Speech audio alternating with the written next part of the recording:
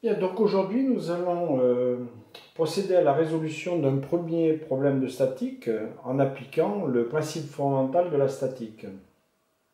Alors, je vais aller très vite euh, pour montrer surtout la démarche, hein, et même pas totalement. Hein. Bon, dans un premier temps, il va falloir savoir faire les choses simples, et puis après, on compliquera tout doucement. Alors, donc, on va s'intéresser à une commande de pompe. Donc la pompe elle est constituée d'un bâti principalement, vous voyez. En partie haute ici on a un maneton qui est entraîné en rotation par un motoréducteur qui fournit un couple maneton pour le faire tourner. Et ce couple moteur, hein, comme vous devez commencer à le savoir, il est porté par l'axe de rotation, donc par X ici, hein, d'accord? Ensuite, donc, la pompe, elle entraîne, grâce à un système à coulisses, là, vous voyez, elle entraîne un piston, là, 2, dans un mouvement de translation alternatif, vous voyez. Et ce piston, partie basse, il reçoit donc une résultante des forces de pression. Hein, alors, il faut voir comment ça se passe, hein. En partie basse, donc vous avez le piston, comme ceci, vous voyez, hein, là c'est le corps de la pompe. Quand il descend, vous voyez là on l'a représenté en phase de descente, hein. Donc quand le piston descend, il va y avoir ici en partie basse donc une pression qui va être générée, hein, par la descente du piston, hein, évidemment. Hein. Et cette pression donc va générer une charge répartie sur toute la surface du piston, hein, une surface en forme de disque, hein. Et donc la résultante de toutes ces forces de pression, ici, vous voyez, de toutes ces forces élémentaires, eh bien ça va donner une résultante qui va être portée par Z et dont le moment est nul au point P. Bon voilà, hein, le problème posé. Alors maintenant, on va résoudre. Alors on va commencer par faire le graphe de structure. Ensuite, on va procéder à un ordre d'isolement. Et c'est là que je ne vais pas trop insister pour l'instant, hein. On vous l'impose et on va essayer d'aller vite. Donc d'abord, on va isoler un. Ensuite, on va isoler deux. Et puis ensuite, à partir de ces deux isolements et des équations qu'on aura obtenues après application du principe fondamental de la statique, eh bien, on pourra trouver la relation qui nous intéresse, c'est-à-dire la mise en relation du couple moteur et de la résultante des forces de pression. Voilà, par exemple, pour dimensionner le moteur de la pompe, vous voyez, connaître sa puissance notamment, eh bien, et connaissant donc les caractéristiques de la pompe, hein, au niveau de la pression, de la vitesse, etc., vous voyez, ça va nous permettre donc, cette mise en relation, hein, de dimensionner le moteur, hein, de voir de quel couple on aura besoin pour pouvoir entraîner la pompe dans les conditions voulues. Bien, alors maintenant, première chose, le graphe de structure. Alors je peux commencer comme en cinématique, et vous avez compris qu'il y a une petite différence, hein. Donc d'abord, hein, la cinématique nous montre que 0 est en liaison pivot ici avec 1, donc je vais mettre 0, voilà, bon, voilà, 0, en liaison avec 1, liaison pivot donc d'axe AX. Ensuite 1 est lié à 2 par une liaison sphère-plan, 2 normales Z. Voilà. Ensuite 2 est en liaison avec 0 par une liaison glissière de direction Z. Voilà, bon, ça c'est ce qu'on aurait pu faire en cinématique. Alors maintenant, en statique, hein, il va falloir aussi rajouter toutes les actions extérieures au mécanisme, hein, pour, lorsqu'on fera les calculs, évidemment, ne pas les oublier, hein, surtout ça. Alors, donc, j'ai dit que 1 est entraîné par un moteur. Donc, il y a un couple moteur qui va être généré, d'accord? Donc ici, bien, il faut le montrer. Alors, on peut faire comme ceci, voilà. Là, on a un moteur de ce côté, voilà, qui va générer donc un couple sur 1. Et puis 2 reçoit donc la pression du fluide, là, donc une résultante des forces de pression. Je vais mettre une flèche comme ça, là, si vous voulez, c'est pour indiquer qu'on a un couple, là, mais bon, on est libre. Ce qu'il faut surtout, c'est de ne rien oublier. Là, le fluide. Voilà. Le fluide qui agit sur 2. Bon, alors après, bon, il faut voir dans l'énoncé, alors j'en ai pas parlé pour aller vite, mais bon, on vous dit que le poids des pièces est négligé. Hein, très souvent c'est le cas, il faut faire attention, quelquefois non, mais là c'est le cas. Si vous voulez, le poids du menton, du piston est négligé devant toutes les autres actions mécaniques, évidemment, qui sont beaucoup plus importantes.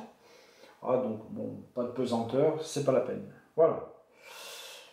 Alors ensuite, donc on isole 1. Alors on commence par faire le bilan des actions mécaniques extérieures, hein, pour pouvoir ensuite appliquer le principe fondamental de la statique. Donc, et on peut présenter ce bilan, vous voyez, bilan des actions extérieures, directement avec les torseurs, hein, comme ça on va gagner du temps. Alors, bilan des actions mécaniques extérieures à 1, hein, d'accord. Alors, je vais commencer par le torseur de 0 sur 1.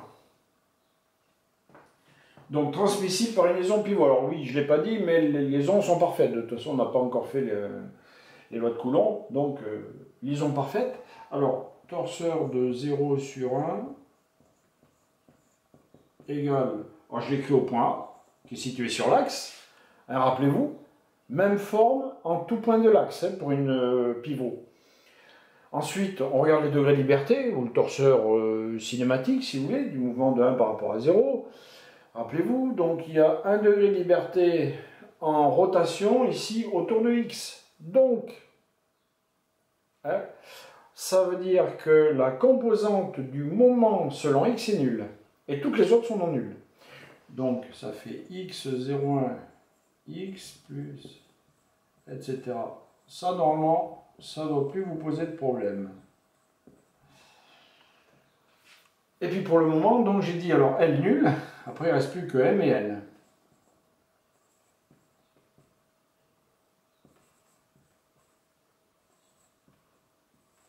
Voilà. Bon, je présente sous forme de ligne pour gagner de la place, hein, ici.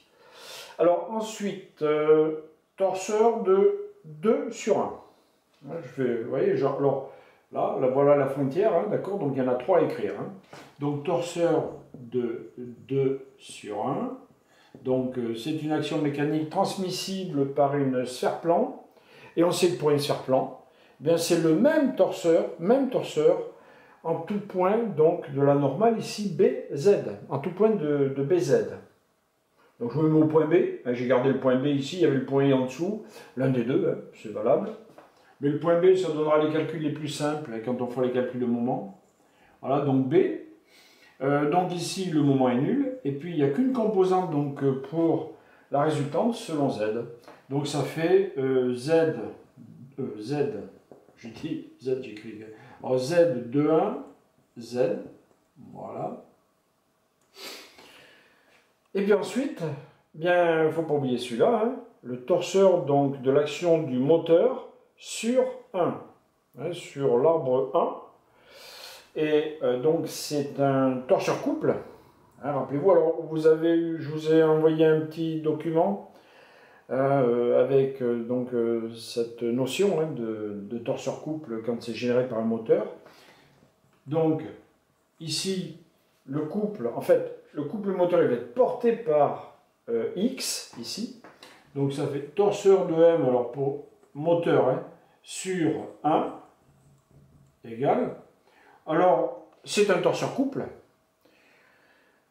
Là, le torseur est invariant, donc c'est même torseur en tout point de l'espace. Je pourrais mettre quel que soit P. Bon, je vais mettre A. Allez, A. De toute façon, on fera les calculs du moment au point A. On le voit tout de suite, hein, je vais vous en parler après. Donc ici, résultante nulle, et puis ici, donc le moment il est porté par X. Voilà. Bon, première étape. Alors là, il ne faut surtout pas se tromper, il faut faire ça proprement. Hein. Là, on ne simplifie pas, puisqu'on n'indique pas que le problème est plan, hein, au sens de la statique, donc on laisse ça comme ça. Et ensuite, alors, vous voyez, ce qu'on va faire, c'est donc vouloir établir des équations, évidemment, pour ensuite trouver celle en fonction de RH. Alors ici, quand on a un peu l'habitude, bon, on voit que par une équation de moment au point A, et en projetant sur X, vous voyez, on va pouvoir mettre en relation donc, la composante ici, Z de 1, avec Cm. Hein, vous allez le voir apparaître. Donc il suffit de faire une équation en fait, d'utiliser uniquement le théorème du moment résultant, hein, du PFS, et en projection sur X. Donc, on va être amené à calculer les moments. Alors, c'est pour ça que j'ai mis A ici, donc au point A. Donc, il n'y a qu'un moment à calculer, c'est celui-ci. Donc, je le fais là. Hein. Moment en A de 2 sur 1, c'est égal au moment en B, qui est nul, plus la résultante vectorielle BA. Et BA, donc ça c'est petit e, la longueur, donc c'est moins e y1. Égal. Et ensuite, il faut faire z vectoriel y1. Bon, ça, vous devez savoir faire maintenant. Donc z vectoriel y1, donc déjà ça fait moins, hein, on est dans le sens indirect, selon x, et c'est sinus de pi sur 2 moins alpha, donc cos alpha. Donc ça fait moins, alors il y a deux signes moins, donc ça fait E, Z de 1, cos alpha, porté par X. Oui, X égale X. Hein. Voilà. Et ensuite, donc, théorème du moment et du PFS. Là, j'applique le PFS, si vous voulez, PFS. Et uniquement le théorème du moment en projection sur X. Et ça donne. Donc, ça va donner, alors, celui-là, bon, là, au point A, donc on a ceci, hein, d'accord. Je projette sur X, donc produit scalaire par X. Donc, on va voir E, Z de 1, cos alpha, plus 0. Vous voyez, c'est pour ça hein, que l'on fait uniquement l'équation de moment en projection sur X, puisqu'on ne fait pas apparaître en fait les composantes, hein, vous voyez, de cette liaison qui sont qu'on ne veut pas voir apparaître. Et ensuite plus Cm ici égale 0. Voilà une première équation. Bien, allez, je vais vite. Donc maintenant, on isole 2. Et même chose, donc on fait le bilan. Bilan des actions mécaniques extérieures à 2. Et on présente ça sous forme de torseur. Allez, je vais commencer par, ici, la glissière. Donc torseur de 0, de 0 sur 2. Et je vais me mettre au point K, par exemple. Je peux me mettre, alors, hein, vous vous rappelez, hein, c'est même forme en tout point de l'espace. Hein. Donc ici, je me mets au point K, puisque de toute façon, alors ici, vous allez voir que c'est pas la peine de trop s'embêter avec le point ici, puisqu'en fait, on va uniquement utiliser le théorème de la résultante, hein, d'accord? Donc, alors ici, je me mets en K. Voilà. K. Donc alors là, il y a pour la glissière une translation possible selon Z. Donc il y a uniquement la composante de la résultante en projection sur Z qui est nulle. Et toutes les autres sont non nulles. Donc ça va faire X 0,2 X plus Y 0,2 Y. Donc celle-là est nulle. Puis après on a L. Toutes les composantes du moment non nulles.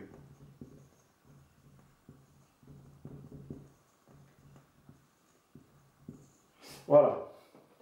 Ensuite, alors, le torseur de 1 sur 2. Mais le torseur de 1 sur 2, eh bien, là, je vais appliquer évidemment le théorème des actions mutuelles. Alors ça, il faut le faire systématiquement. Il ne faut pas réécrire, vous voyez, Z, 1, 2, etc. Non, vous utilisez ce torseur. Et on sait que torseur de 1 sur 2, c'est moins torseur de 2 sur 1. Théorème des actions mutuelles, d'accord? Donc ici, ça fait moins Z de 1, Z, d'accord? 0. Alors ça, c'est très important. Et je vous encourage à le faire. Parce que sinon, comme on met des indices, après, on peut se tromper dans le signe très facilement. Hein. Et puis, donc, le dernier torseur.